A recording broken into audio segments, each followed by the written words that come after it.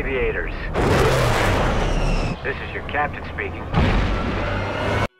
Hi, I'm Monica from Narasi in Indonesia. It's such a pleasure to meet you today. How are you?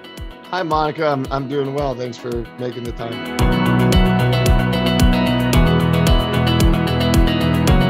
And Joe, you are known for your CGI works in films, but for this movie in particular, it was all real flying and flying at real speeds with real planes.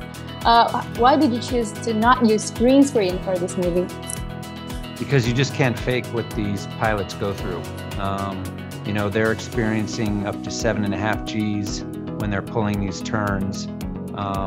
It's an experience I wanted the audience to feel, and you can't fake it. So we spent about 15 months doing a lot of research, working closely with the Navy, trying to figure out how to get these 6 IMAX cameras into the cockpit with the actors. So while shooting the movie, you were in the jet with the pilot and you had to direct yourself and operate the cameras by yourself. Was it hard to do, and was this a new experience for you to do?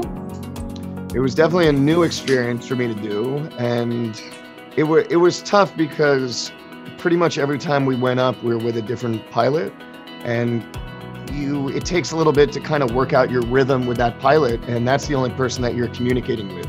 So normally, you know, you do something and the director's watching it and he can tell you, you know, certain things to do differently based on the camera or based on the lighting, but you really just had to have you needed to be very kind of focused, and you needed to be really sure about what you were doing before you went up there, because once you go up there, I mean, the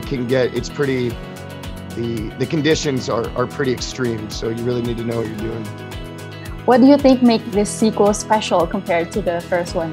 It's different. We're meeting Maverick at a different time, and I feel like it's emotional in a different way, and maybe a little bit of a deeper way.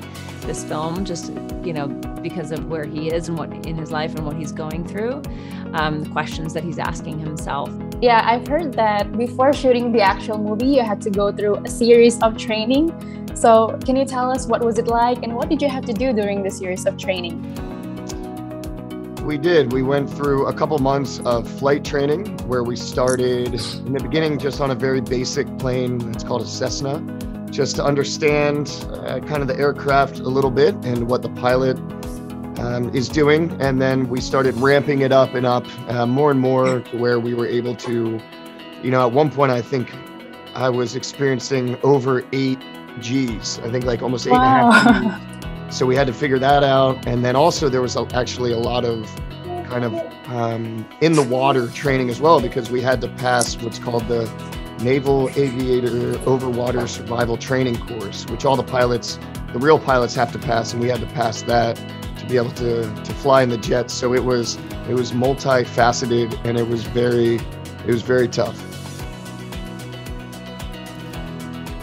The flying sequences are nothing like you've ever seen before, so we can't wait for audiences to watch it. I'm so glad we get to share it with them.